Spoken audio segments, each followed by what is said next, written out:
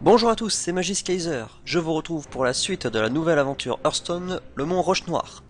Avec comme aile pour cette semaine, nous avons le repère de l'aile noire.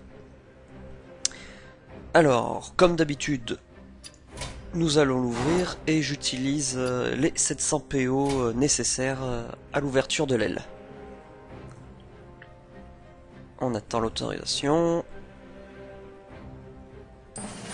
Achat effectué. Et voilà.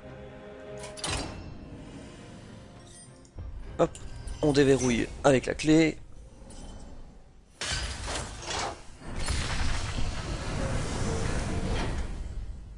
Donc ici nous avons 4 boss.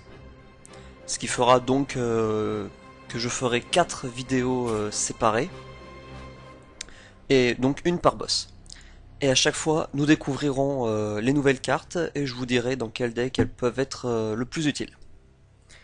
Alors, commençons tout d'abord avec le premier qui n'est autre que Vous voulez venir chez moi? Tranche Trip. Très bien. Tranche Trip. Détruis ce sale gosse ingrat. Alors, ce boss a un pouvoir héroïque coûtant 1 point de mana, la colonie. Confère plus 1 PV à tous les œufs corrompus, puis en invoque un. Donc ce boss va invoquer des œufs et leur conférer 1 point de vie à ceux qui sont déjà présents sur le terrain. Donc ces œufs vont forcément éclore sous une certaine condition, et c'est ce que nous allons découvrir. Alors, pour affronter ce boss, nous allons choisir un deck.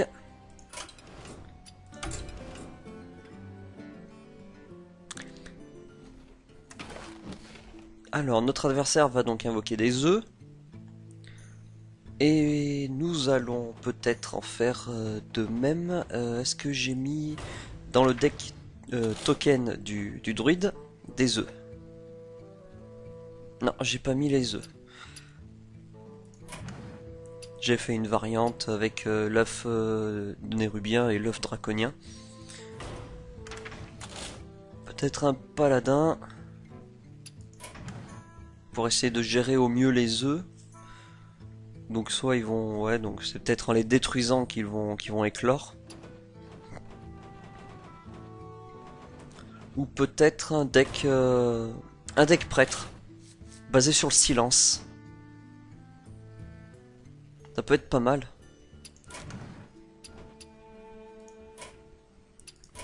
On va faire ça. On va partir sur un deck prêtre.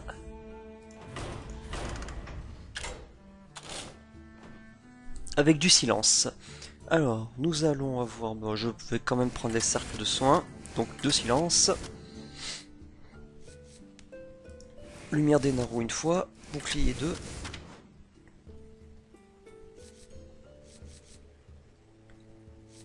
Mot de pouvoir de l'ombre douleur. La comté... la claire du comté 2 fois. Ça va être notre moteur de pioche. Mot de l'ombre mort, on ne sait jamais ce que notre adversaire va invoquer. 2 choix de Velen.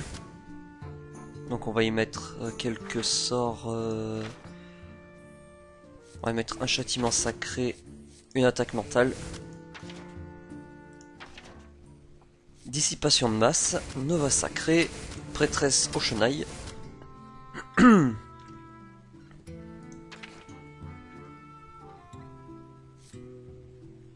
Les flammes sacrées, un contrôle mental, une prêtresse de la cabale.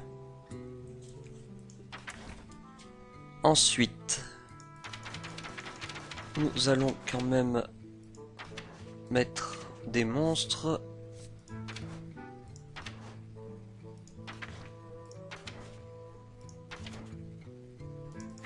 Donc basé sur le silence, nous avons les chouettes, mais je pense qu'elles sont un peu trop faibles. Ou au pire, on en mettra une. Mais je pense tout d'abord... où qu'il est? Je l'ai perdu. Ah voilà, le brise sort. On va le mettre en 2 fois. Eh ben on va mettre une fois la chouette. Non. On a combien de silence? Un, 2.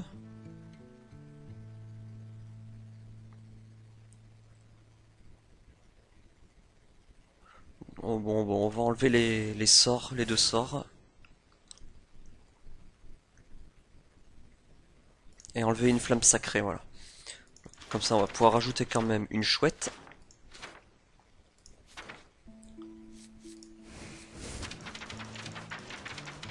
Et mettre quand même de la présence sur le terrain.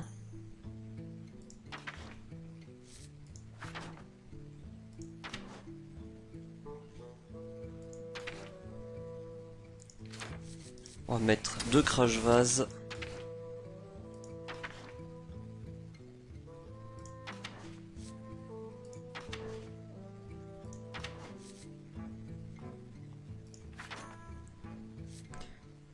J'hésite à mettre le Dr Boom. Ouais, on va mettre Dr Boom, ça fera une bonne présence sur le terrain.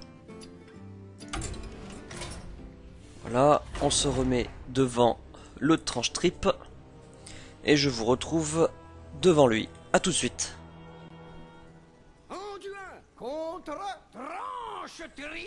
Et nous voici donc devant le boss, tranche trip l'indompté.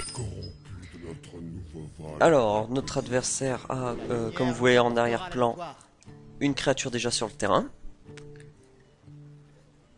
Et avec donc son pouvoir héroïque avec un cercle jaune, ça veut dire qu'il va l'activer à chacun de ses débuts de tour. Ici nous avons une main assez bonne, donc la chouette bec de fer pour silence à 9. Choix de Velen confère plus 2, plus 4 et plus 1 au dégâts de sort. Et détruire un serviteur avec 3 points d'attaque ou moins. Donc on va pouvoir détruire un œuf directement, le silence, renforcer un monstre, voilà. Deuxième choix de Velen, parfait, ouais, ça peut être bien. Si on le fait sur... si on fait les deux, bon bien sûr ça va pas être rentable. Notre adversaire pourrait nous le détruire assez aisément. Mais bon, nous allons commencer déjà par silence, un œuf.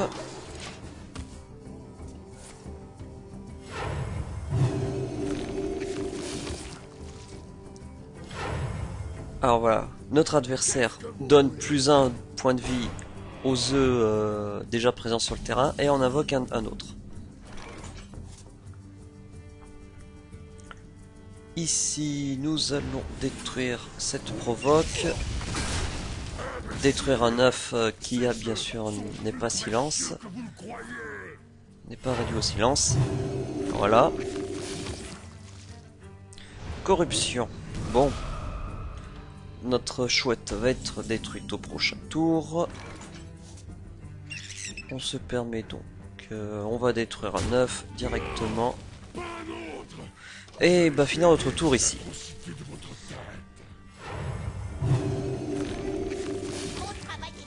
Ah oui donc, au fait j'ai pas montré, voilà.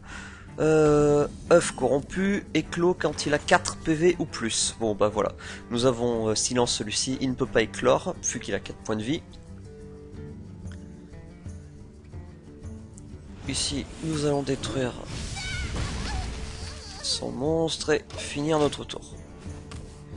On a quand même beaucoup de sorts en fait dans ce deck, je m'en suis pas rendu compte.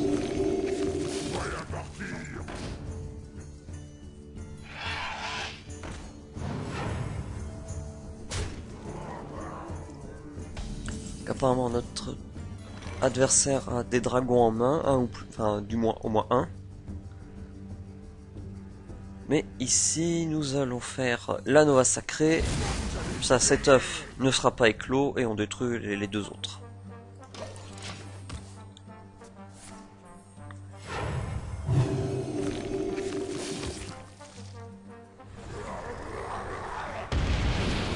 Aïe, furie sanguinaire ça fait mal quand même. Dr Boom, eh ben oui, il paraît bien ici. Facilement le poser. Sans trop de soucis.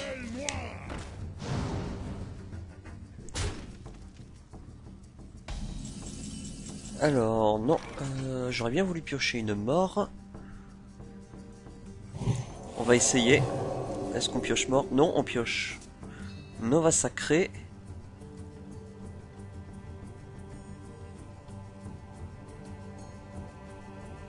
On va faire une deuxième Nova sacrée.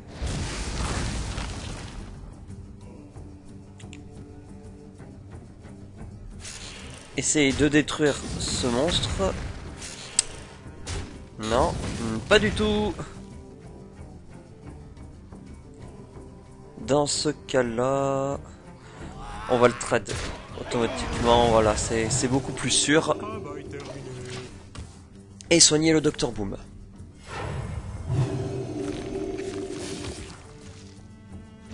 Inflige 4. Oh non! Ah non! Oh, bon, tant pis. Prêtresse Oshonai. Donc il ne reste plus qu'à piocher le cercle de soins et on sera tranquille. Ici, nous allons poser un crash vase et nous soigner.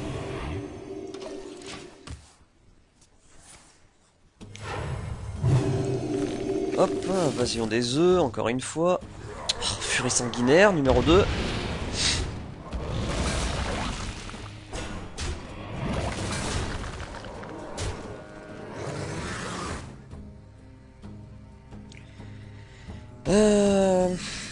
Ils sont pas si inoffensifs que ça, ces œufs. Hein. Bon, ici, prêtresse Oshonai. Avec le cercle de soins que nous venons juste de piocher. Parfait. Et poser un crash vase. Terminer notre tour ici.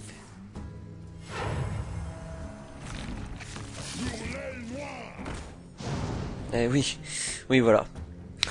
Cri de guerre gagne +3/+3 si votre adversaire a 15 PV ou moins. J'en ai 14, c'est génial. Ici, eh ben, on peut prendre directement le contrôle de son monstre. Oui, oui, oui. Oui, monsieur. Hop, détruire son 9 et attaquer directement les points de vie. Merci le contrôle mental pour la 9-9. Ah, bon bah au revoir la prêtresse.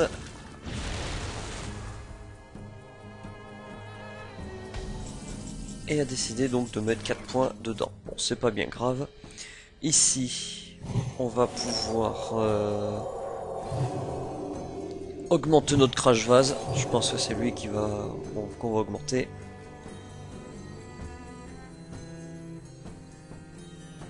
Mettre au silence les deux créatures adverses pour piocher une carte.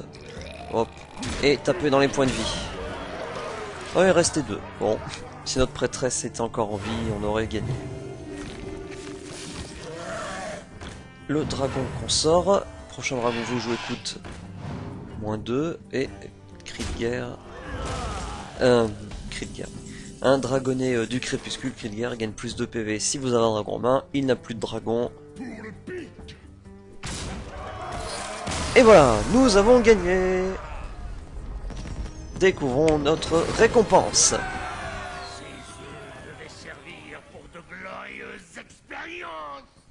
Voilà, nous avons détruit les œufs, nous avons géré le terrain, c'était un peu juste, mais ça va. Avec une carte pour guerrier, revanche. Inflige 1 point de dégâts à tous les serviteurs. Si vous avez 12 PV ou moins, inflige 3 points de dégâts à la place. D'accord, donc c'est un tourbillon. Donc à la place de coûter 1, il coûte 2. Et inflige plus de dommages si vous avez 12 PV ou moins. Alors ici...